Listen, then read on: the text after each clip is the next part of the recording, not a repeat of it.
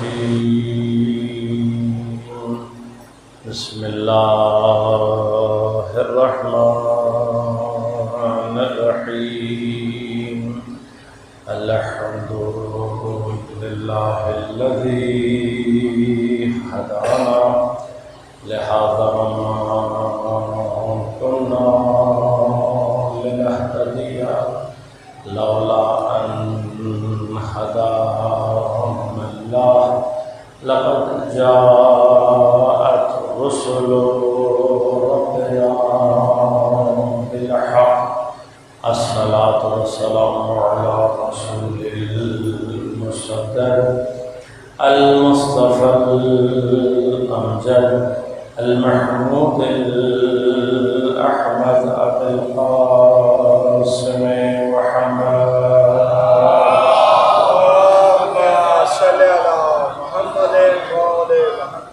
والصلاة والسلام على أسد الله الغالب غالب على كل غالب علي بن أبي طالب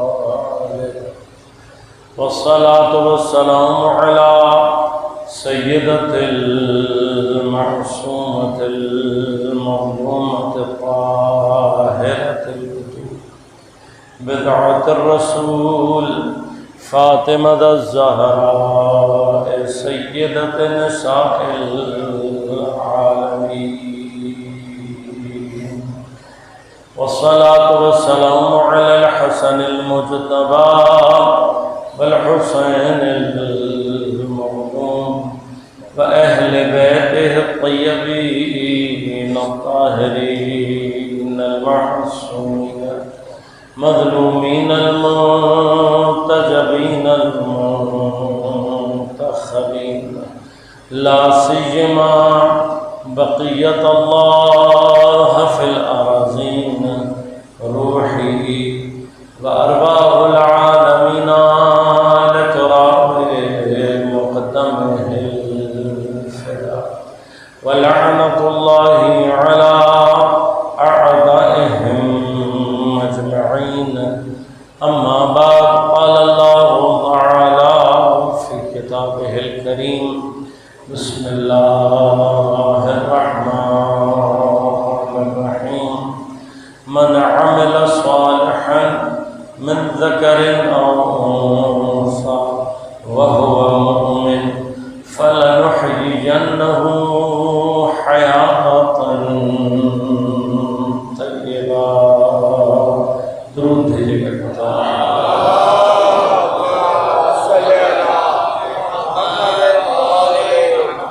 مومنین کرام سامعین محترم عزیزان گرامی حاضر ایصال ثواب کے سلسلے میں برپا کی اس مجلس میں گفتگو کے لیے آپ کی خدمت میں سورہ مبارک ہے نحل کی 97 نمبر آیت کو سرنامہ کلام کے طور پر تقدیم کیا۔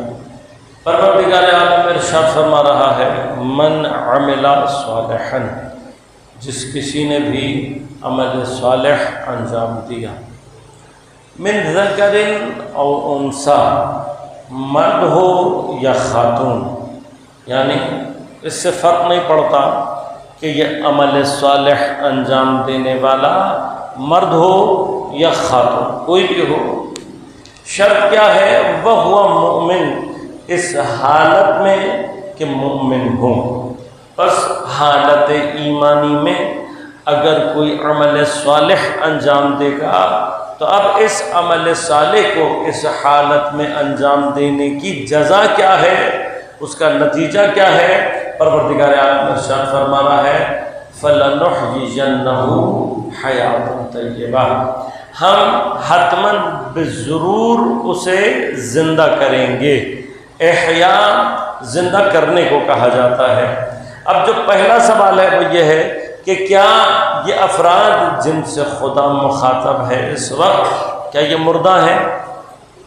اگر یہ مردہ ہوں اور مردے کو زندہ کیا جائے تو یہ بات سمجھ میں آتی ہے، لیکن اگر یہ عمل صالح انجام دینے والے یہ حالت ایمانی میں موجود لوگ پہلے سے زندہ ہیں، تو اب زندہ کو زندہ کرنا یہ کوئی معنی نہیں رکھتا، اسے تحصیل حاصل کہتے ہیں۔ جو چیز آپ کے پاس پہلے ہی سے موجود ہو اس کو عطا کرنے کا کوئی معنی نہیں ہے۔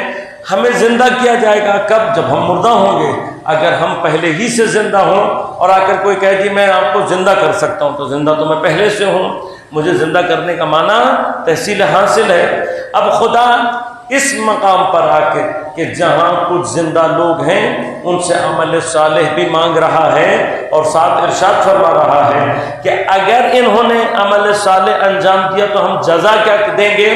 فَلَنُحْيِيَنَّهُ، ہم انہیں زندہ کریں گے۔ اور اب یہ زندہ کرنے کا مرحلہ تاکید کے ساتھ ارشاد فرما رہا ہے۔ لام تاکید ہے، نون نے تاکید ثقیلہ کو اللہ تبارک و تعالیٰ نے ادبی اعتبار سے استعمال کیا ہے۔ یہ تمام کے تمام اصل فعل یہاں پر ہے نحیی، لام لنحیی لام تاکید ہے، لنحیین آخر میں بھی نون تاکید ثقیلہ کہلاتا ہے، ورنہ اصل جو فعل ہے وہ کیا ہے؟ نحیی، ہم زندہ کریں گے۔ لیکن اللہ تاکید کر کے کہہ رہا ہے۔ اب ہم اردو میں یہ تاکید اگر کرنا بھی چاہیں تو عام طور پر ہمارے پاس ہوتا ہے حتماً کریں گے، بالضرور، بتحقیق، بے شک، یہ جتنے بھی الفاظ ہیں یہ اسی تاکید کو پہنچانے کے لیے ہیں۔ اب اللہ اتنی تاکید کے ساتھ کیا کہہ رہا ہے؟ ہم تمہیں زندہ کریں گے۔ زندہ کو زندہ کرنا کوئی معنی نہیں رکھتا، جبکہ خدا تاکید کے ساتھ کہہ رہا ہے کہ ہم زندہ کریں گے۔ بس اب یہاں پر اس کا معنی یہ ہے کہ اگر یہ زندہ ہیں اور پھر اللہ کہہ رہا ہے کہ ہم حیات عطا کریں گے، تو ہمیں اس حیات کے مرحلے کو سمجھنے کی ضرورت ہے کہ جو انسان کو اس مرحلے کے بعد خدا عطا کرے گا۔ اب اس کی عطا کنفرم ہے، اتنی تاکید کے ساتھ کہی ہے، یعنی مومن اگر اپنے آپ کو حیات طیبہ کا، اگر مومن اپنے آپ کو عمل صالح کی منزل میں لے آئے تو خدا یہ کام ضرور کرے گا۔ اب وہ مقام کیا ہے؟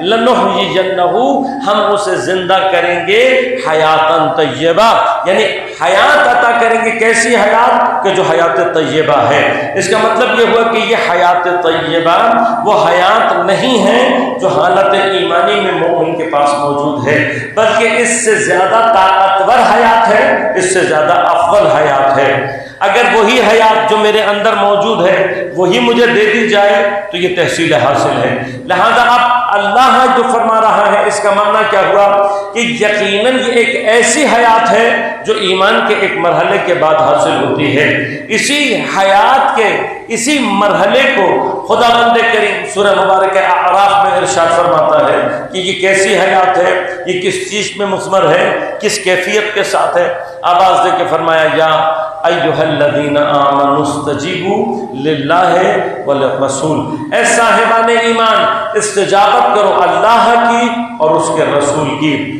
جیسے کب استجابت کرو؟ جواب دو، لبیک دو، کب؟ اس وقت کہ جب اذا دعاکم، یہ تمہیں پکاریں، جب بھی اللہ اور اس کا رسول تمہیں پکارے۔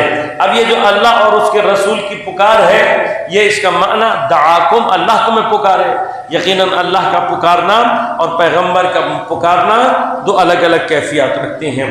خدا لازمہ ہمیں آواز نہیں دے گا، خدا ان تمام چیزوں سے مبرہ اور منزہ ہے۔ خدا کی دعوت تو آسانی سے سمجھ میں آ جاتی ہے کہ بھئی جتنے بھی احکامات ہیں ان کے اوپر ان کو انجام دینا، گویا خدا کی بات پر لبیک کہنا۔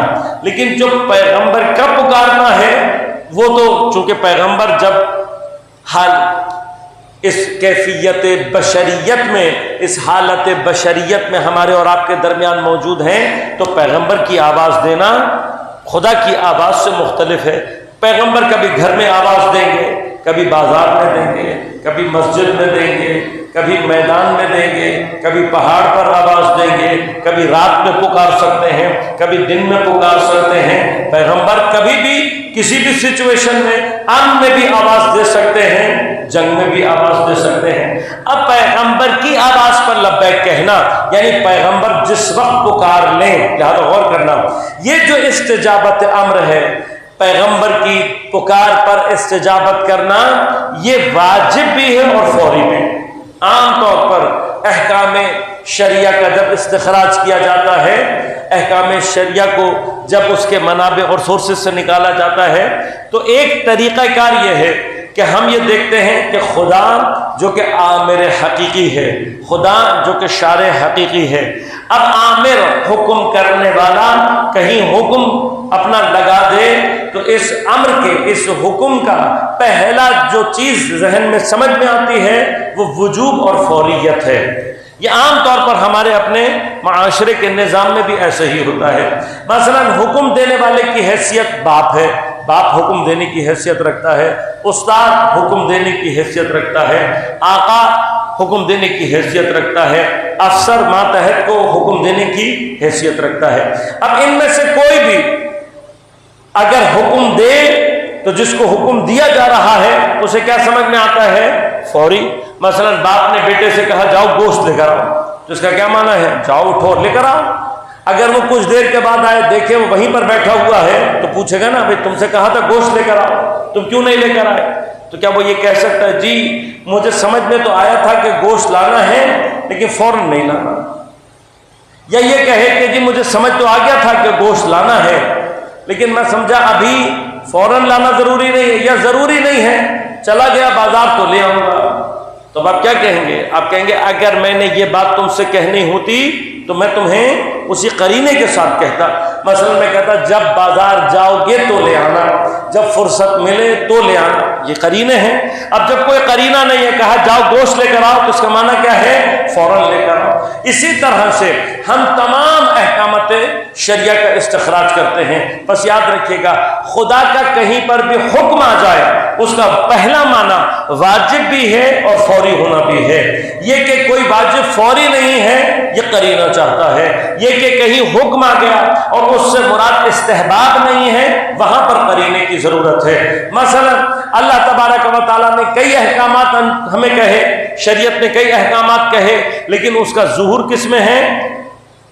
مستحب میں، کہ دے دیا ٹھیک، نہیں دیا کوئی مسئلہ نہیں۔ لیکن جہاں واجب ہے وہاں پر اللہ کہہ رہے اقیموا الصلاۃ، نماز پڑھو، کتب علیکم الصیام، روزہ رکھو۔ لیکن اس وجوب کے ساتھ آیا اس کی فوریت بھی ہے یا نہیں؟ تو فوریت اس لیے نہیں ہے کہ پیغمبر نے ہمیں بتا دیا کہ دیکھو نماز کے اوقات ہیں۔ اب اگر نماز کے کہا گیا اقیموا الصلاۃ تو اس کا مطلب یہ نہیں ہے کہ آپ قرآن میں پڑھتے ہی اقیموا الصلاۃ نماز کے لیے کھڑے ہو جائیں۔ کیوں؟ اس لیے کہ اس کا وقت ہے، قرینہ موجود ہے کہ بھئی جب نماز کا وقت داخل ہوگا تو نماز واجب ہے پڑھنی ہے۔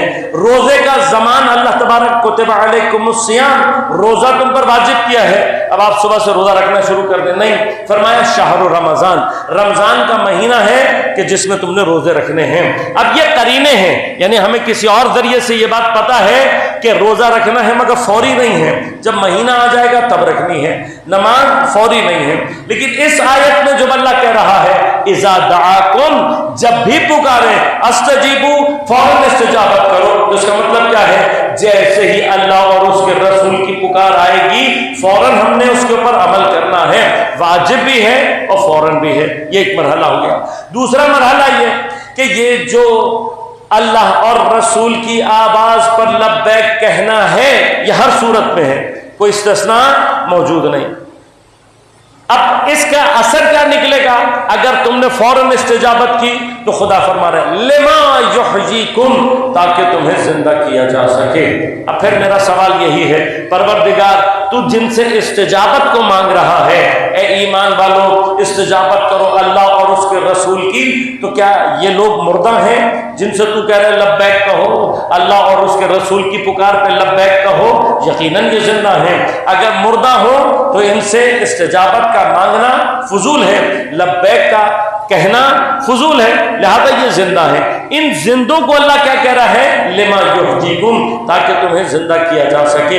اب اس کا معنی یہ ہے استجابت رسول میں حیات کا کوئی ایسا مرحلہ ہے کہ جو ابھی ان کو حاصل نہیں ہوا، اور یہ وہ مقام ہے جسے خدا ہمیں اور آپ کو سمجھانا چاہتا ہے۔ بس اب غور کیجئے گا، دو مقامات اس آیت پہ عرض کروں گا پھر بات کو آگے بڑھاؤں گا۔ پہلا مرحلہ یہ کہ اب جب رسول کی آواز پر لبیک کہنا ضروری ہے، واجب ہے اور فوری ہے، تو اس کا معنی یہ ہے جس حال میں اور جہاں بھی پیغمبر پکاریں گے فوراً لبیک کہنا ہے، اور اس لبیک کہنے کے اندر ہی حیات ہے۔ جس نے لبیک کہا وہ زندہ، اور اب جس نے لبیک نہیں کہا اگر اس کی شکل زندوں جیسی نظر بھی آ رہی ہو، خدا کے نزدیک وہ زندہ نہیں ہوگا۔ اب پیغمبر جہاں آواز دیں، جس کیفیت میں آواز دیں، لبیک کہنا ہے۔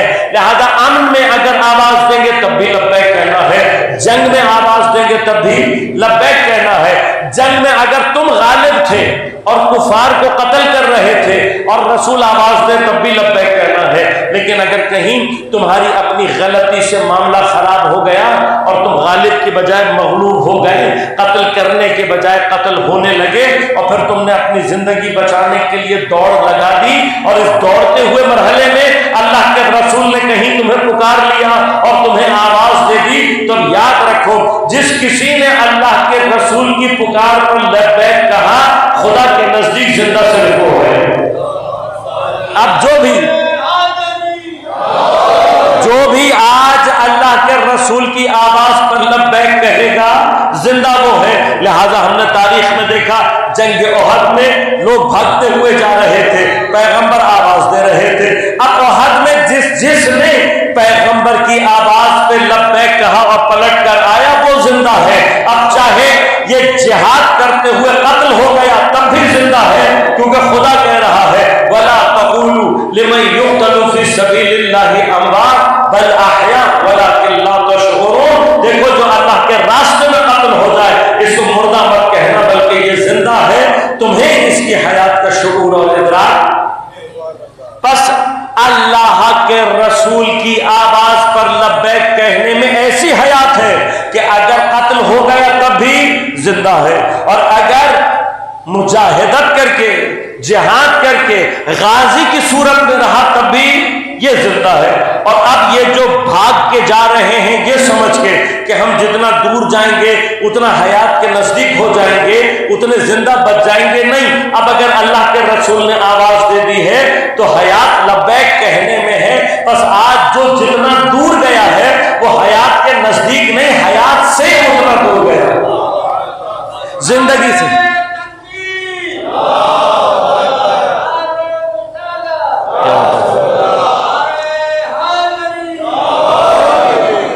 آج یہ حیات سے اتنا دور جا رہا ہے۔ اب جو جتنی دور گیا ہے وہ اتنا زندہ نہیں ہے، اتنا مردہ ہے۔ تو جو خود مردہ ہو وہ کسی اور کو حیات کیا دے گا؟ لہذا اب زندگی کا اسٹیٹس قرآن کیا بتا رہا ہے؟ زندگی کا اسٹیٹس قرآن میں وہ ہے جو پیغمبر کی آواز پر لبیک، ایک مقام یہ۔ لیکن یہ جو حیات ہے یہ حیات کا ایک مرحلہ ہے، لیکن حیات طیبہ اس کو اللہ نے قرار نہیں دی۔ طیبہ حیات کس کو قرار دیا؟ فرمایا کہ جب تم ایمان کی حالت میں عمل صالح انجام دو گے تو پھر جزا کیا ہے؟ لَيُنَحْيِيَنَّهُ، ہم حتماً بے ضرور تمہیں حیات عطا کریں گے۔ کون سی حیات؟ حیات طیبہ۔ اب یہ حیات طیبہ جیسا میں نے عرض کیا یقیناً اس حیات سے زیادہ طاقتور اور بلند حیات ہے۔ اب یہ جو حیات ہے اپنی جگہ تفصیلی موضوع ہے، لیکن بس ایک اشارہ کروں گا کہ یہ جو حیات ہے یہ جب اس دنیا میں اپنے آپ کو ظاہر کرتی ہے تو یہ دنیا، عالم دنیا چونکہ ایک پست عالم ہے۔ اصلا دنیا کو دنیا کہتے کیوں ہیں؟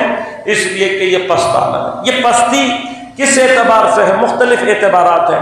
ایک اعتبار اس کے پستی کا اس کی کیفیت اور رتبہ وجودی کے اعتبار سے ہے۔ رتبہ وجودی کے اعتبار سے یہ عالم ملک اور عالم دنیا اس پستی کے مقام پر ہے، اس کمی کے مقام پر ہے کہ اس سے مزید وجود نہیں نکل سکتا۔ ہم سے جو اوپر کے عالم ہیں ان عالموں کے اندر یہ طاقت ہوتی ہے کہ وہ کسی اور عالم کو وجود دیں، لیکن عالم مادہ وہ عالم ہے کہ اس کے نیچے مادے سے نیچے حیات نہیں ہے، یہ خود عدم کی سرحد پر کھڑا ہوا ہے عالم، اس کے نیچے حیات ممکن ہی نہیں ہے، اس اعتبار سے پست ہے۔ اب اس کی پستیوں میں سے ایک پستی کیا ہے کہ یہ عالم ٹائم اینڈ اسپیس کانسٹرینٹس میں ہے، یعنی زمان اور مکان کی قید میں ہے۔ یہ عالم کبھی بھی زمان و مکان کی قید سے باہر نہیں نکل سکتا۔ اس عالم کی پستی کیا ہے؟ اس عالم کی پستی یہ ہے کہ یہ متضاد چیزوں کو اپنے اندر جمع نہیں کر سکتا، لہذا مادہ یا ایک وقت میں پازیٹیو چارج رکھے گا یا نیگیٹو، یہ نہیں ہو سکتا۔ ایک ہی وقت میں ایک ہی چیز پازیٹیو بھی ہو اور نیگیٹو بھی نہیں ہو سکتا۔ لہذا ایٹم کو جب اللہ نے شکل دی تو اب یہ مادے کی مجبوری ہے کہ اس کے اندر الیکٹران اور پروٹون ہوگا۔ اب الیکٹران نیگیٹو چارج رکھے گا، پروٹون پازیٹیو چارج رکھے گا، یہ نہیں ہو سکتا کہ الیکٹران ایک ہی وقت میں پازیٹیو بھی ہو جائے اور نیگیٹو بھی، کوئی ایسی چیز نہیں ہے۔ یا پازیٹیو ہوگا یا نیگیٹو، ایک ہی وقت میں دو متضاد چیزوں کو جمع نہیں کر سکتا۔ یہ مادے کی مجبوریاں ہیں، یہ سب پستیاں ہیں۔ لہذا اب چونکہ عالم دنیا کے اندر یہ پستیاں پائی جاتی ہیں، لہذا حیات جب اس دنیا میں عالم میں آتی ہے تو بہت ہی ضعیف ترین کیفیت رکھتی ہے۔ لہذا یاد رکھے گا، چونکہ حیات اپنے آپ کو مادے سے ایک خاص کیفیت سے آگے ظہور نہیں دے سکتی، لہذا دنیا کی حیات کو اللہ تبارک و تعالیٰ ارشاد فرماتا ہے وَمَا هَٰذِهِ الْحَيَاةُ الدُّنْيَا إِلَّا لَهْوٌ وَلَعِبٌ۔ یہ جو دنیا کی حیات ہے یہ کیا ہے؟ یہ محض کھیل اور تماشا، بیہودہ باتیں ہیں۔ لہو کہتے ہیں بیہودہ کو، لعب کہتے ہیں اس کھیل کو کہ جس میں ظاہری طور پر کوئی نظم تو دکھائی دے رہا ہو لیکن اس کا کوئی ہدف اور نتیجہ نہیں ہوتا۔ اب لہو بیہودہ تو بیہودہ ہے، لیکن لعب کیا ہے؟ کا لعب جیسے بچوں کا کھیل۔ اب آپ کے گھر میں بھی بچے عام طور پر کھیلتے ہیں تو اپنے ہی کھیل میں ایک بعض اوقات وہ گھر گھر کھیلتے ہیں۔ اب جب گھر گھر کھیل رہے ہوتے ہیں تو اس میں کیا ہوتا ہے، ایک بچہ مثلا وہ کچن کی ذمہ داری سنبھال لیتا ہے۔ اب چولہا پلاسٹک کا چھوٹا سا ہوتا ہے، اس کے اوپر وہ خیالی آگ جلاتا ہے، پھر ایک خیالی دیگچی رکھتا ہے، خیالی طور پر اس کے اندر وہ دودھ، پانی، چینی، پتی ڈالے گا، اپنے حساب سے آپ کو ایک چائے تیار کر کے دے گا، پھر ایک چھوٹے سے کپ میں انڈے لے گا، آپ کو وہ چائے دے گا۔ آپ بھی اس کو اپنے اٹھا کر لبوں سے لگا کر ایسے ظاہر کریں گے جیسے آپ نے چائے پی، اور پھر آپ اس کی تعریف بھی کریں گے، واہ بھائی واہ کیا تم نے زبردست چائے بنائی۔ اب اس پورے عمل کے اندر نظم و ترتیب ہے، نظم دکھائی دے رہا ہے، ترتیب دکھائی دے رہا ہے، لیکن اس سب کچھ کے باوجود سب کچھ کیا ہے؟ باہمات میں ہے، نہ اس کا کوئی نتیجہ ہے نہ اس کا کوئی اثر ہے۔ اللہ تبارک و تعالیٰ فرماتا ہے اگر دنیا کی حیات، یہ دنیا کی حیات جو مادے سے منسلک ہو جائے، جو مادیات میں غرق ہو جائے، یہ حیات کچھ بھی نہیں ہے سوائے لہو و لعب کے، یا بیہودگی ہے، یا اگر اس میں کوئی تمہیں نظم و ترتیب نظر بھی آ جائے تب بھی نہ وہ کسی ہدف تک پہنچانے والی ہے نہ اس کی کوئی تاثیر ہے۔ لہذا یاد رکھیے گا اس دنیا کی حیات کے اندر بھی تاثیر اس وقت پیدا ہوتی ہے جب اس حیات کا ہدف آخرت بن جائے۔ لہذا فرمایا اس دنیا کی حیات لہو و لعب کے سوا کچھ نہیں ہے۔ پھر فرمایا وَإِنَّ الدَّارَ الْآخِرَةَ لَهِيَ الْحَيَوَانُ، کہ یہ جو آخرت کا گھر ہے، اب غور کیجئے گا، آخرت کے گھر کے لیے یہ نہیں کہا آخرت کی زندگی، دنیا کی زندگی کہا اضافت ہے، لیکن آخرت کے معاملے میں یہ نہیں کہا آخرت کی زندگی، بلکہ کیا فرمایا ان الدار الآخرہ لہی الحیوان، آخرت کا جو گھر ہے یہ خود کیا ہے؟ یہ زندہ ہے۔ خود آخرت کیا ہے؟ آخرت خود زندہ ہے، آخرت میں زندگی نہیں ہے۔ یہ ذرا سا سمجھیے گا اس بات کو، آخرت میں زندگی نہیں ہے، آخرت کی زندگی نہیں ہے، بلکہ آخرت کیا ہے؟ خود زندہ ہے۔ اب خود زندہ کا معنی کیا ہے؟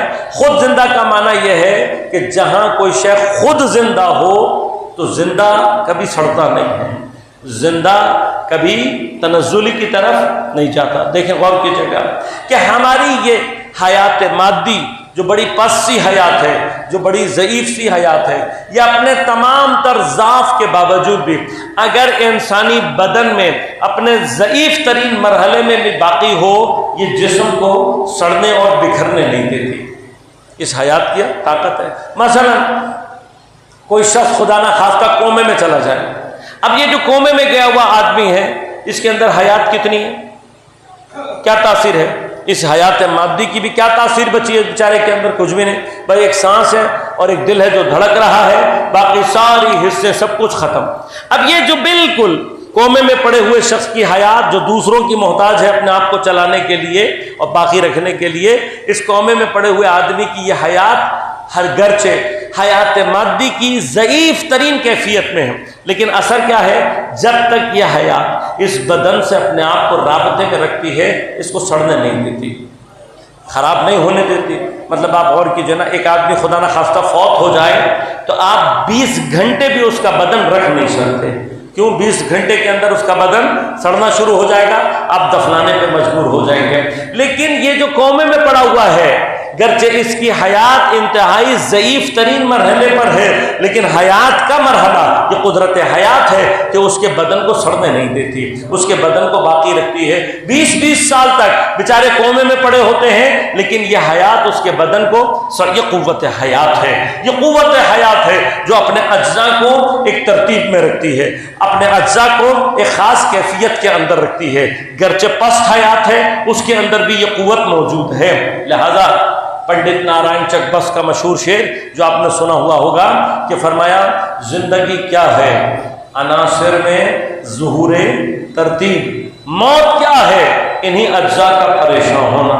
خوبصورت ترین اشعار میں سے ایک شعر ہے، زندگی کیا ہے عناصر میں ظہور ترتیب، موت کیا ہے انہی اجزاء کا پریشان ہو جانا. اب یہ غور کیجیے گا، یہ جو شعر میں انہوں نے کہا ہے یہ حیات مادی ہے، جب تک ضعیف ترین مرحلے میں بھی ہوگی انسان کو بکھرنے نہیں دیتی، اس کے اعضاء کو بکھرنے نہیں دیتی. گرچہ پست ترین حیات کا پست ترین مرحلہ کمزور ترین مرحلہ ہے، لیکن اپنا اثر رکھتا ہے. اب آخرت کیا ہے؟ آخرت میں زندگی نہیں ہے، آخرت خود زندہ ہے. اب چونکہ آخرت خود زندہ ہے، لہذا یاد رکھے گا یہ جو کہا جاتا ہے کہ جنت کی جو نعمتیں ہیں ان کو زوال نہیں ہے، جنت کی نعمتیں سڑتی نہیں ہیں، جنت کی نعمتوں کا ذائقہ ختم نہیں ہوتا. وجہ کیا ہے؟ اس لیے کہ جنت کی ہر نعمت زندہ ہے. اب آپ غور کیجیے گا، جب تک پودا زمین میں لگا ہوا ہے، پتا درخت کے ساتھ لگا ہوا ہے، پھل درخت کے ساتھ لگا ہوا ہے، جب تک لگا ہوا ہے اور زندہ ہے سڑتا نہیں ہے، تب تک نہیں سڑتا جب تک کہ زندہ ہے. لیکن جیسے ہی آپ توڑ لیں گے کیا ہوگا؟ آپ نے اس کو جیسے ہی زندگی سے جدا کیا، اب وہ زوال کی طرف جانا شروع ہو جائے گا. بس یاد رکھیے گا، حیات میں بقا ہے، موت میں زوال ہے. لہذا اب یہ جو حیات کے اندر بقا ہے، چونکہ عالم آخرت خود زندہ ہے، لہذا خود زندہ ہے، اس کی زندگی نہیں ہے، لہذا عالم آخرت کی ہر شے زندہ ہے، جنت کی ہر نعمت زندہ ہے. اب چونکہ زندہ ہے لہذا اس کو زوال نہیں ہے. اسی طرح سے زندگی اور زندگی سے متعلق ذائقے ان کو بھی کبھی زوال نہیں آتا. ہم جتنے بھی ذائقے لیتے ہیں یہ مردہ چیزوں کے ذائقے ہوتے ہیں. زندہ اور زندگی کا صرف ایک چیز ایسی ہے جس کا ہم ذائقہ لیتے ہیں اور وہ ہماری ہی حیات سے جڑی ہوئی نعمت ہے. وہ ایک ہے نعمت جو کہ حیات سے جڑی ہوئی ہے. لہذا ہم ساری زندگی بھی وہ نعمت لیتے ہیں، تب بھی نہ ہم اس سے بور ہوتے ہیں، نہ ہم اس سے دل برداشتہ ہوتے ہیں، نہ اس کو چھوڑنا چاہتے ہیں، بلکہ اگر کچھ دیر کے لیے چھوٹ جائے تو پھر فوراً ہی اس کی لذت ہمیں سمجھنے میں آسانی ہو جاتی ہے. وہ واحد نعمت جو ہماری زندگی اور حیات سے جڑی ہوئی ہے، سانس لینے کی نعمت ہے. یہ وہ نعمت ہے جو کہ ہماری زندگی اور حیات سے جڑی ہوئی ہے. ہم اوپر کی سانس اوپر رہ گئی تو فاتحہ، نیچے والی واپس نہیں آئی فاتحہ. تو یہ جو سانس ہے یہ نعمت ہے جو خود حیات سے جڑی ہوئی ہے. اب وہ نعمت کہ جو حیات سے جڑی ہوئی ہے اس کا ذائقہ بھی حیات کا ذائقہ ہے. اب یہ کیسا ذائقہ ہے؟ آپ ساری زندگی سانس لے لیں، کبھی بھی آپ اس کے ذائقے سے بدل نہیں ہوتے، کبھی بھی اس کا ذائقہ ہمارے اندر ختم نہیں ہوتا. اور اگر کہیں سانس لینے کا ذائقہ ختم ہو رہا ہو، 2 منٹ کے لیے سانس روک کے دیکھ لیجئے گا، 2 منٹ کے بعد آپ کو سانس کی نعمت کا ذائقہ خود بخود سمجھ میں آ جائے، خود بخود سمجھ میں آ جائے. کیوں؟ زندگی سے متعلق ہے. اب چونکہ عالم آخرت خود زندہ ہے، پورے کا پورا عالم ہی زندہ ہے، لہذا عالم آخرت کی ہر نعمت اس کے اندر بقا بھی ہے اور اس کے ذائقے کو زوال نہیں ہے. اب یہ جو آخرت کی حیات ہے یہ وہ ہے کہ جہاں تک ہم نے پہنچنا ہے. دنیا کی حیات یہ ضعیف ترین حالت میں رہتی ہے جب تک مادے سے جڑی رہے. جہاں حیات مادی سفر ختم کرتی ہے اور مادے سے ماورا بیونڈ میٹر اپنا سفر شروع کرتی ہے، وہیں سے یہ حیات طاقتور ہونا شروع ہو جاتی ہے. لہذا ہم نہیں کہتے، سائیکالوجسٹ کہتے ہیں، آپ کسی بھی انٹرنیٹ وغیرہ پر جا کر اس کو سرچ کر سکتے ہیں کہ سائیکالوجسٹ نے اس بات کو ثابت کیا ہے. اور وہ کیا کہتے ہیں؟ وہ کہتے ہیں کہ انسان کے اندر 2 برینز ہیں، اس کے برین کے 2 حصے ہیں.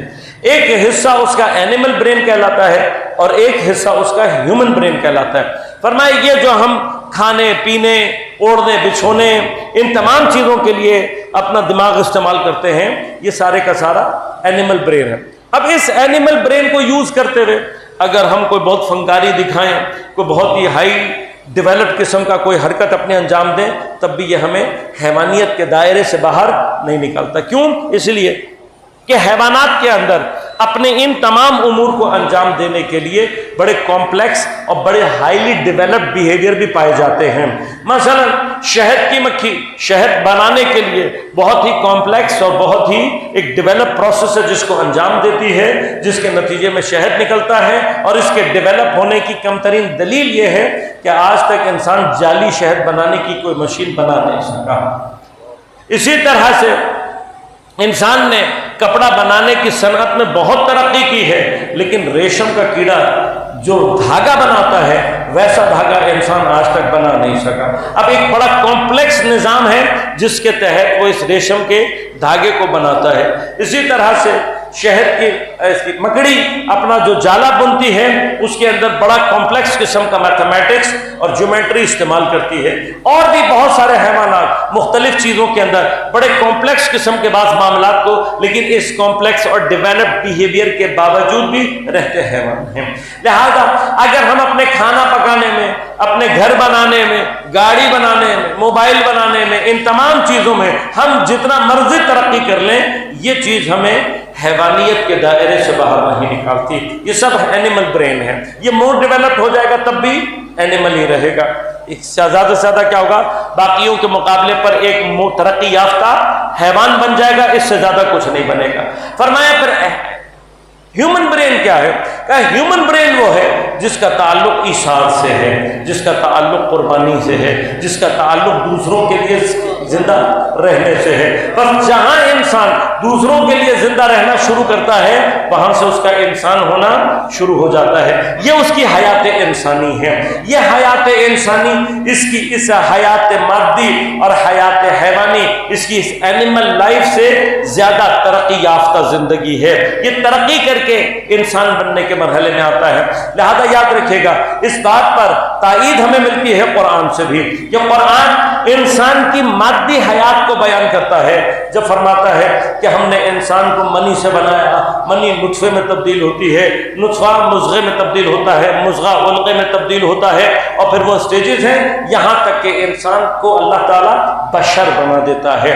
یہ بشر بننا ہماری حیات حیوانی کی ڈیولپمنٹ ہے۔ ماں کے رحم میں ہم حیات مادی کے سارے مرحلے طے کرتے ہیں اور بالآخر حیات حیوانی بشر کی صورت میں لے کر دنیا میں آ جاتے ہیں۔ اب خدا کیا فرماتا ہے؟ تمہیں مکمل بشر بنانے کے بعد ثم انشأناہ خلقا آخر، پھر اللہ کیا کرتا ہے؟ انسان کے اندر ایک اور مخلوق بننے کی صلاحیت ابتدا کرتا ہے، اسے انیشیٹ کرتا ہے، اس کے اندر کچھ اور بننے کی۔ یہ کچھ اور بننا کیا ہے؟ تمام علماء کہتے ہیں ہم بشریت میں اپنی حیات حیوانی لے کر آتے ہیں، اور جو کوئی اور مخلوق بننے کی صلاحیت ہے وہ ہمارے اندر انسان بننے کی صلاحیت ہے۔ لہذا یاد رکھیے گا، ہم بشر بن کر آتے ہیں، انسان بننے کی ہمارے اندر صلاحیت ہے۔ لہذا ہم انسان بن کر نہیں آتے، ہمیں انسان بننے کی ضرورت ہے۔ اب ہم انسان بنتے کب ہیں؟ ہم انسان اس وقت بنتے ہیں کہ جب ہم اپنی فکر چھوڑ کر دوسروں کے لیے زندہ رہنا شروع کرتے ہیں۔ اور یاد رکھیے گا، کربلا کا ہمارے اوپر سب سے بڑا احسان ہی یہ ہے کہ کربلا ہمیں مادیت اور حیوانیت کے دائرے سے نکال کر انسانیت کے راستے پر لے کر آتی ہے۔ لہذا آج امام حسین علیہ السلام کے نام پر دنیا میں جتنا کھلایا اور پلایا جا رہا ہے، آج دنیا جا کر دیکھے، جب حیوانات کے مرکز میں، دنیا پرستوں کے مرکز میں مسلمانوں کی سب سے بڑی واجب عبادت ادا ہو رہی ہوتی ہے، حج کی عبادت ہے، ادا ہو رہی ہے، واجب ہے، عالم اسلام جمع ہوتا ہے، ان کی پوری کوشش ہوتی ہے زیادہ لوگ نہ آئیں،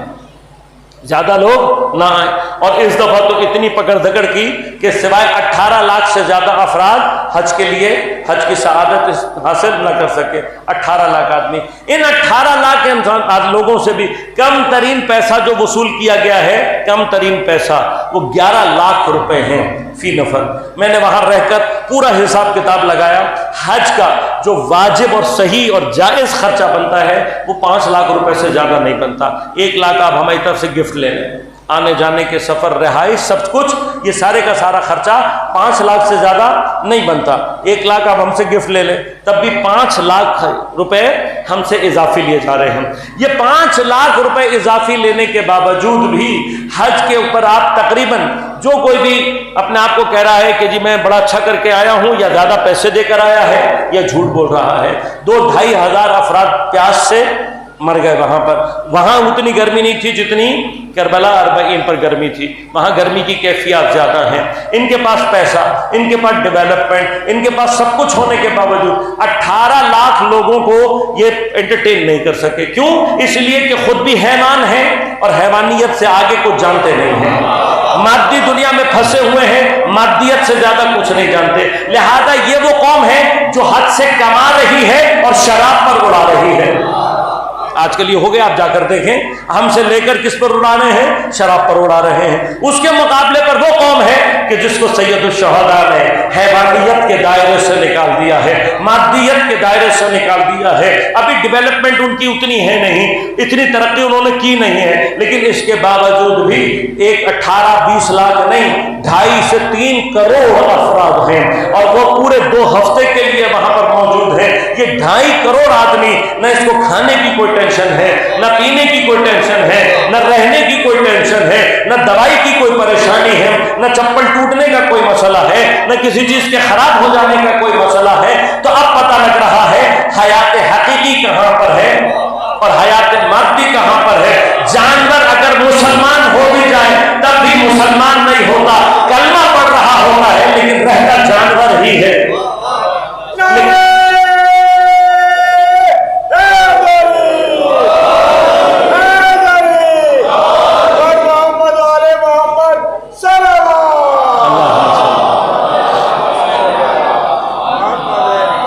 یہ فرق اب آپ کو دنیا میں خود بخود نظر آ رہا ہے. یہ وہ کمال ہے، یہ وہ جگہ ہے کہ جہاں پر سید الشہداء ہمیں اور آپ کو لے کر جا رہے ہیں. یہ احسان ہے سید الشہداء کا کہ ہمیں حیات مادی سے نکال کر، حیوانی حیات سے نکال کر، جانوروں کی طرح زندہ رہنے سے نکال کر ہمیں انسانیت کا درس دیتے ہیں. اب یہ انسانیت کی منزل ہے، اس سے آگے ایمان کی منزل ہے.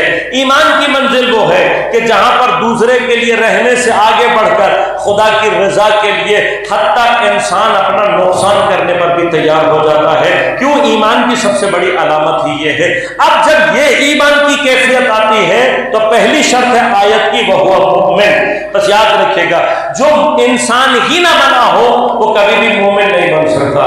لہذا آپ اس طرف عمل صالح کی کوئی توقع بھی مت رکھیے گا کہ وہاں سے کبھی کوئی عمل صالح انجام بھی پایا جا سکتا ہے. عمل صالح وہ انجام دے گا جو پہلے مرحلے پر انسان بنا ہو پھر مومن بنے. اب انسان بننے کے لیے حسین کا سہارا چاہیے، تو مومن کیسے بن سکتا ہے انسان حسین علیہ السلام کو چھوڑ کر؟ بس جب انسان امام حسین علیہ السلام سے آ کر وصل ہوتا ہے تو یہ کرم ہے امام حسین کا کہ وہ ہمیں حیات ایمانی میں داخل کرتے ہیں.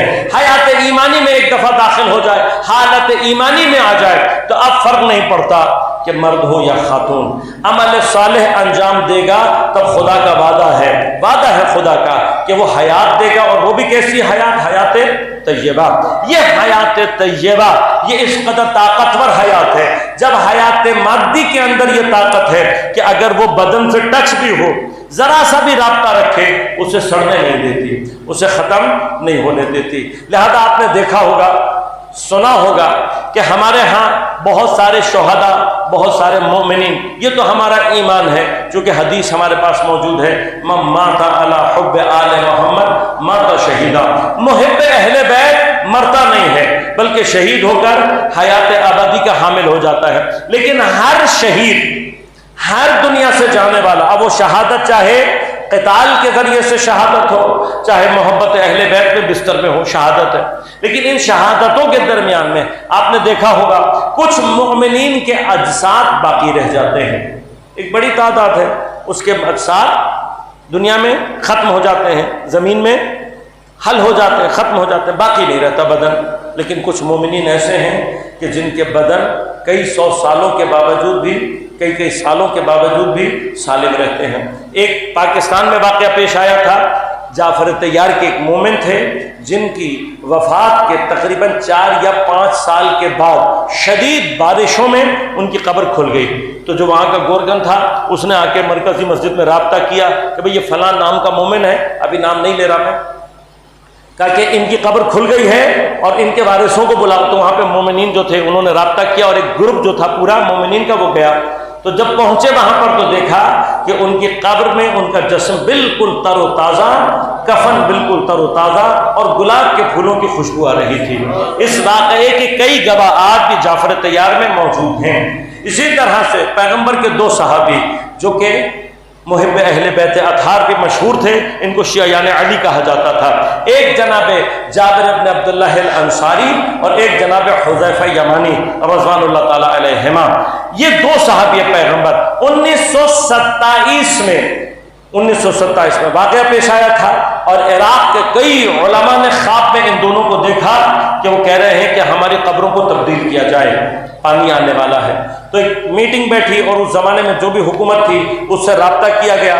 تو پہلے وہاں پر ایک ٹیم بھجوائی گئی جس نے جا کر ایریا کا جائزہ لیا، جیولوجسٹ کی ٹیم تھی، اور اس نے دیکھنے کے بعد کہا بالکل صحیح کہہ رہے ہیں کہ دجلہ کا جو رخ تبدیل ہو رہا ہے، اگر ان کی قبروں کو تبدیل نہیں کیا تو کچھ عرصے میں پانی اس طرف آ جائے گا۔ یہ بات اور یہاں تک جب یہ سچ ثابت ہو گیا تو اب بیٹھائی گئی میٹنگ، پوری دنیا سے شیعہ سنت تمام علماء کو بلایا گیا۔ تو سب نے بالاتفاق کہا چونکہ بشارت سچی ہے لہذا، اور کئی علماء نے دیکھی ہے، معتمد علماء نے دیکھی ہے، لہذا اب ان کی قبور کو شفٹ کرنا چاہیے۔ 1927 1200 سال کے بعد جب پیغمبر کے ان 2 صحابیوں کی قبروں کو کھولا گیا، دونوں کے جنازے بالکل تازہ تھے۔ کئی علماء نے زیارت کی، آج بھی بچے نیٹ پہ اگر تلاش کرنا چاہیں نیٹ پر بھی مل جائے گا اس کا ثبوت۔ اور پھر ان کی قبور کو وہاں سے، جنازے اطہر کو وہاں سے اٹھا کر جناب سلیمان محمدی کی بغل میں وہاں پر جا کر مدائن میں دفن کیا گیا۔ یہ واقعات اشارہ کر رہا ہوں صرف ایک مقام کے لیے کہ اب کیا ہوتا ہے کہ بعض شہداء کے جنازے سالم رہتے ہیں لیکن بعض کے ختم ہو جاتے ہیں۔ وجہ کیا ہوتی ہے؟ شاید ایک وجہ یہ ہوتی ہے کہ جو شہادت کے مرحلے پر پہنچنے والا ہے، اگر شہادت کے مرحلے پر پہنچنے سے پہلے، یعنی اس حیات مادی کے بدن سے ختم ہونے سے پہلے، اس حیات مادی کے بدن سے جدا ہونے سے پہلے کچھ دیر اس کی ایسی گزرے کہ جس میں وہ اسی حیات مادی کے ساتھ کچھ دیر کے لیے حیات طیبہ اور حیات اخروی کے کچھ لمحے گزارے، چاہے وہ کچھ سیکنڈ ہی کیوں نہ ہو۔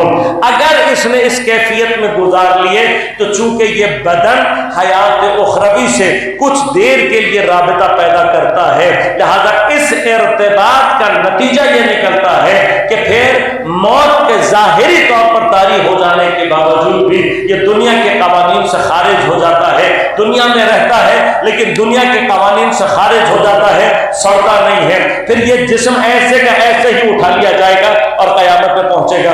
اگر یہ بات یہاں سمجھ میں آ جائے آپ کو تو پھر یاد رکھے گا جیسے یہ زمین صلاحیت پیدا، یہ بدن صلاحیت پیدا کر لیتا ہے کہ اس کو ایسے بھی اٹھا کر قیامت کے دن پہنچایا جائے گا، اسی طرح سے کچھ قطعے زمین کے ایسے ہیں کہ جن کے بارے میں روایت کہتی ہے کہ ان کو ایسے بھی اٹھا لیا جائے گا۔ اب وہ قطعے کون سے ہیں؟ عام طور پر وہ قطعے وہ ہیں کہ جن کے اندر وجود مبارک کے معصوم چھپا ہوا ہوتا ہے، دنیا سے ظاہری پردہ کرنے کے بعد اب چونکہ معصوم کائنات میں حیات کو جاری کرنے والی ذات ہے، بس زمین کے جس ٹکڑے میں معصوم کا بدن موجود ہو وہ پہلے ہی سے چونکہ زندہ ہو چکی ہوتی ہے، لہذا قیامت میں اس کو اٹھا لیا جاتا ہے کیونکہ وہ بھی حیات اخروی کی طرح سے حیات کی حامل ہو چکی ہوتی ہے۔ یہ طاقت اور قدرت ہے اس حیات طیبہ میں کہ جس کا وعدہ اللہ نے کیا ہے، لہذا من ذکر او انثی، اس سے فرق نہیں پڑتا، مومن اگر مرد ہو یا خاتون لیکن عمل صالح انجام دے تو خدا کا وعدہ ہے کہ اسے حیات طیبہ عطا کرے گا۔ اب جب خدا حیات طیبہ عطا کرتا ہے تو ایک اثر تو یہ ہے کہ دنیا کے قواعد اس پر عمل نہیں کرتے، لہذا وہ بدن سڑتا نہیں۔ پھر اس کے اندر اتنی قوت آ جاتی ہے کہ یہ دنیا کی سخت ترین منازل کو طے کرنے کی اپنے اندر صلاحیت پیدا کر لیتا ہے۔ اس آیت کا کامل ترین مصداق کربلا ہے۔ مومنوں کی 150 کے قریب افراد، مومن مرد بھی، خواتین بھی، بچے بھی، یہ مومنوں کی ایک جماعت ہے جو امام حسین کے ساتھ ہے، عمل صالح انجام دے رہی ہے، اور اپنے زمانے کے سب سے بڑے فساد یزیدیت کے مقابلے پر آئی ہوئی ہے، اور ایسا نابود کیا ہے اپنے عمل صالح کے ذریعے سے کہ یزیدیت نابود ہو گئی۔ اب اس مرحلے پر ان میں جو مرد ہیں انہوں نے عمل صالح کا پہلا حصہ انجام دیتے ہوئے کربلا میں اپنی شہادت ہے۔ دوسرا عمل صالح ان خواتین نے انجام دیا جنہوں نے کوفہ اور شام میں جا کر وہ پیغام کی شہادت دی کہ جس نے بالآخر یزیدیت کے فساد کو ہمیشہ کے لیے دنیا میں نابود کر دیا۔ یہ عمل صالح، اس سے بڑا کوئی عمل نہیں، ان سے زیادہ مومن کوئی نہیں۔ لہذا چونکہ یہ دونوں عمل اپنی معراج پر ہیں، لہذا خدا جو فرما رہا ہے کہ حتماً بضرور ہم تمہیں حیات طیبہ دیں گے، کربلا میں حیات طیبہ بھی اپنی معراج پر پہنچتی ہے، لہذا کربلا اس طریقے سے زندہ ہو گئی ہے کہ کوئی کربلا تک پہنچ جائے اور کربلا پہچاننے لگے تو خود بخود حیات اس کے اندر آ جاتی ہے اور وہ زندہ ہو جاتا ہے۔ لہذا یاد رکھیے گا، کربلا جانے کا مقصد ہمارا حیات مادی نہیں ہونا چاہیے، حیات مادی بہت پست ہے۔ کربلا جانے کا مقصد ہمارا، کربلا کا ہدف ہمارا رزق مادی نہیں ہونا چاہیے، یہ بہت پست چیزیں ہیں۔ امام حسین ہمیں حیات طیبہ تک پہنچانا چاہتے ہیں، کربلا جانا ہے، امام حسین سے اگر کچھ لینا ہے تو حق کربلا، حق امام حسین یہ ہے کہ ہم رزق حیات طیبہ کربلا سے حاصل کریں۔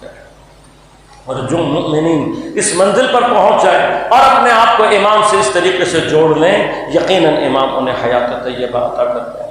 یہ حیات طیبہ کی قوت ہے جو ان شہزادیوں کو کربلا میں اسی عمل صالح کی صورت میں نصیب ہو گئی۔ حیات طیبہ یہ حامل ہو چکی ہیں حیات طیبہ، ورنہ جو مظالم ان شہزادیوں نے دیکھے ہیں، ایک عام انسان مرد بھی شاید ان مظالم کو برداشت نہیں کر سکتا۔ اور پھر ان میں حسین کی 4 سالہ بیٹی جناب سکینہ بنت الحسین۔ کبھی انسان سوچے کہ کیا واقعاً کوئی بچی اتنی قدرت کی حامل ہو سکتی ہے کہ جو الفاظ شہزادی کے لیے بیان کیے تاریخ میں کہ شہزادی کے رخساروں کی رنگت کربلا سے لے کر شام تک مسلسل، اس جملے کا معنی کربلا سے لے کر شام تک مسلسل شہزادی کی رخساروں کی رنگت تبدیل ہوئی ہے، اس کا معنی ہم نہیں کر سکتے۔ روایات کہتی ہیں شہزادی کے کانوں کی لبوں سے خون شہادت تک جا رہا ہے، اس لیے کہ جہاں کان کا زخم بھرنے لگتا کوئی ملعون ایسا تماچا لگاتا کہ زخم پھر تازہ ہو جاتا اور خون بہہ جاتا۔ روایت کہتی ہے کہ جب شہزادی کی شہادت واقع ہوئی، میت رکھی ہوئی ہے، غسالہ آ کر سوال کرتی ہے اور پوچھتی ہے کیا اس بچی کی ماں نہیں تھی؟ جناب میرا باپ آگے بڑھ کر کہتی اس کی ماں میں موجود ہوں، کہ کیا تمہاری بچی کو کوئی مرض تھا؟ کہا نہیں میری بچی کو کوئی مرض نہیں تھا۔ کہ اگر بچی کو مرض نہیں تھا تو اس کا کرتا اس کے بدن سے چپکا ہوا کیوں ہے؟ رو کر کہتی ہے میری شہزادی نے کربلا سے لے کر شام تک کتنے تازیانے کھائے کہ کرتا بدن سے چپک گیا۔ عزیزوں یہ جملے سننے میں سنگین ہے، جس شہزادی نے یہ سب کچھ دیکھا اگر حیات طیبہ کی قوت نہ ہو تو یہ دکھ، یہ ظلم، یہ مسائل کوئی برداشت نہیں کر سکتا۔ بس عزیزوں ایام چہلم سید الشہداء ہوئے، یہ حسین علیہ السلام کی وہ آخری قربانی تھی۔ یہاں شہزادی نے زندان میں دم توڑا اور ایسا گریہ ہوا اور پھر ایسی خبر پھیلی کہ ایک مرتبہ یزید مجبور ہوا اور ڈر کر ایک مرتبہ ان کو آزاد کرنے کا حکم دیا، لیکن یہ فاتحین کربلا ہے، یہ فاتحین کوفہ اور شام ہے۔ جب اس نے کہا ہم آزاد کرتے ہیں، بی بی نے کہا نہیں، ہم اپنی شرطوں کے ساتھ جائیں گے۔ حضرت کا شرط لگانا بتا رہا ہے کہ یہ اسیر نہیں ہوئے ہیں، یہ اب بھی فاتح ہیں۔ شرط کیا ہے کہ ہمارا سارا لوٹا ہوا سامان واپس کیا جائے۔ مجھے نہیں پتا عزیزو لوٹے ہوئے سامان میں کیا آیا ہوگا، کچھ چادریں واپس آئی ہوں گی، کچھ زیورات واپس آئے ہوں گے، تو شاید اس میں وہ گوشوارے بھی شامل ہوں جو شمر ملعون نے اتارے تھے۔ خدا جانے جب یہ گوشوارے شہزادیوں نے دیکھے ہوں گے، کیا عالم ہوا ہوگا جناب حضرت ام رباط کا، کیا عالم ہوا ہوگا بیویوں کا۔ بس عزیزو اس کے بعد فرمایا کہ ہمارے شہداء کے سر بھی واپس کیے جائیں۔ اب جب سر آنا شروع ہوئے ہیں، علماء فرماتے ہیں ہر سر کو لینے کے لیے بیویوں میں سے کوئی وارث آگے بڑھا ہے۔ جناب حسین کا سر آیا تو جناب زینب نے آگے بڑھ کر وصول کیا، حضرت عباس کا سر آیا تو جناب ام کلثوم نے وصول کیا، جناب قاسم کے سر کو جناب ام فرما نے وصول کیا۔ آخر میں فرمایا دو شہزادوں کے سر ایسے تھے جس کو وصول کرنے کے لیے کوئی آگے نہیں بڑھا۔ اس نے جناب امام سجاد سے پوچھا کہ مولا کہ ان کی ماں موجود نہیں تھی، کہ ان کی ماں میری پھوپھی زینب کبریٰ ہے، ارے اپنے بچے حسین پر قربان کر دیے، لہذا پہلے حسین کا ماتم کرے گی، علی اکبر کا ماتم کرے گی، پھر اپنے شہزادوں کا ماتم۔